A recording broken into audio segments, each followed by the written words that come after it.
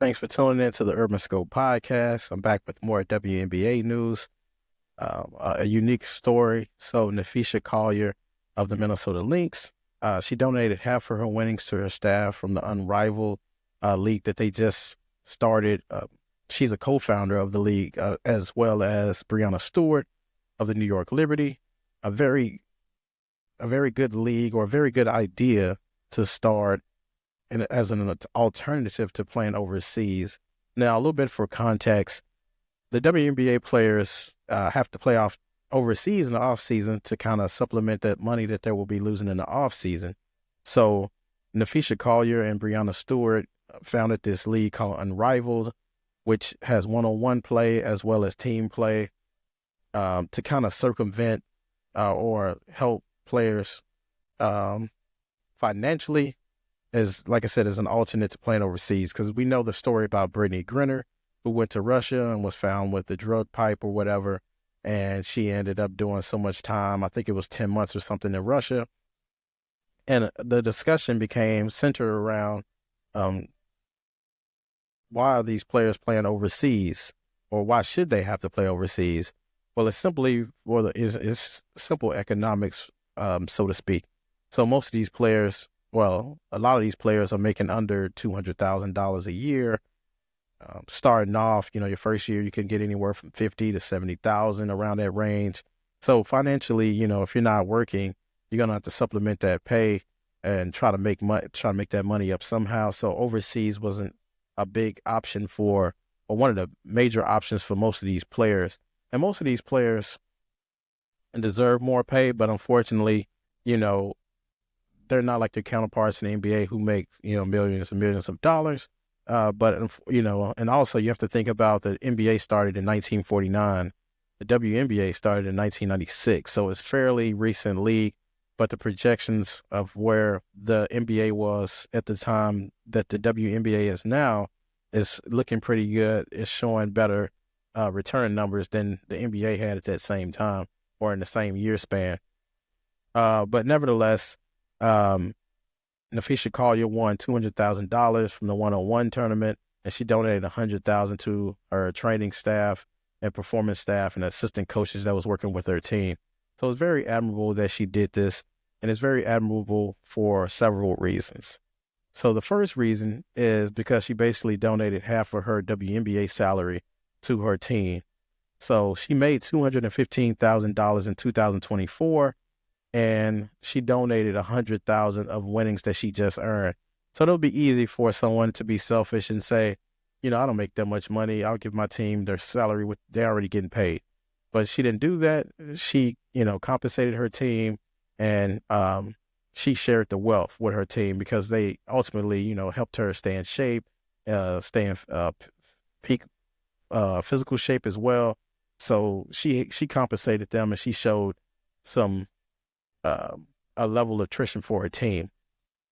So that's always commendable to see, especially in today's society when there's a lot of selfishness and a lot of justification for that selfishness as well. Now, the second reason this is admirable is because she reinvested in her team, which she ultimately reinvested in herself. So you hear the stories about Derrick Henry, especially LeBron James, how they spent all of this money on their training staff and their, to extend their careers. They spend all this money on their bodies to extend their careers and be in peak shape when they play, especially when you think about Derrick Henry, who takes a lot of physical contact, and football is a very physically demanding sport. So he has to do that to ensure a little bit of longevity for himself. And being a bigger running back, he's more susceptible to those injuries because there's more of him. So there's more places to tackle. So, and then LeBron James being at 40 and still being able to do things that when he was at 20 years old, it just shows the investment that he has. They always say when you invest in yourself, it comes back tenfold. So, not just spending the money on frivolous things, but spending it on things that eventually make you more money in the end and extend your career out. And then you can have those endorsements and get those bigger contracts. Because still, to get a max contract at the age 40 is just unheard of. Usually at your age 40, you're in your dotage at that time and you're on the way down. But LeBron James has been seeming, and Derrick Henry, to a degree. It's haven't been able to maintain that level. A lot of people counted Derrick Henry out because they thought, the life of a running back, but they didn't factor in the money and the time and the effort that he's put into being in peak shape. And then lastly, the third reason is because of the recent trends in business, as I talked about before. So many people that consider themselves owners, the coin never trickles down. Nafisha did the opposite of that. She spent half of that earning that she had and passed it down to her team.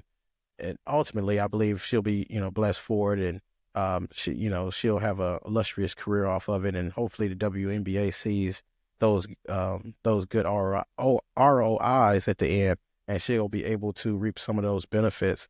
Because when you think about, podcasting, a lot of podcasts have broken up over money, or most shows, or just anything that doesn't really have longevity because of the money aspects. The revenue is what ultimately break up these teams. And she's keeping her team together and showing appreciation for her team by the gesture she just did. And like I said, this story doesn't get covered enough. Those positive stories in the media from athletes, especially entertainers, it never gets publicized like that. It's always some small headline. It's never the big print. It's always something small. But if an athlete or entertainer does something bad, it's going to be headlines. It's going to be clickbaity stuff. So, and, it made me think about, this is a reason why the WNBA needs more pay or better pay, because I believe the NBA players will be more intelligent with their spending. They will do more charitable works with their spending as well. We won't really see the money that they have on them per se as the NBA players and NFL players. You'll see that money in the communities, and you'll see it spread out for good use. Not saying that NBA players don't, but a lot of times we see about the money. You can see it from the cars and all the different things. I believe the WNBA players will be more cautious with their money, because we always hear about those NBA horror stories, how somebody invested a bunch of money and it didn't go well, and they ended up back at square one. Or you hear about, these players that just spend a bunch of money and, just lose out on everything. I don't believe you would hear those stories with the WNBA players. And then when you think about the sacrifices that the WNBA players have to make opposed to the NBA, so both leagues have injuries, but the WNBA, they have, they lose time because of pregnancies and things like that. So they have to sit out a certain amount of time and have to recover and do all those things and get back to training and get back to peak shape. So they have a lot more to deal with than the NBA players do, just from a biological standpoint. But their league is growing, and hopefully we'll see it grow to fruition and full, hopefully within these next 10 years. And they have an amazing pipeline in the NCAA right now, the NCAA women's basketball, to get to the NBA. So when you have the Juju Watkins and the Kiki Arafins and all these different players that are going to be superstars in the next level, it's going to be exciting to see how far that the league grows once those players get there, in addition to the players that the WNBA already has. So kudos to Fee for her amazing gesture and contributions to her team. And until next time, I'll see you next time.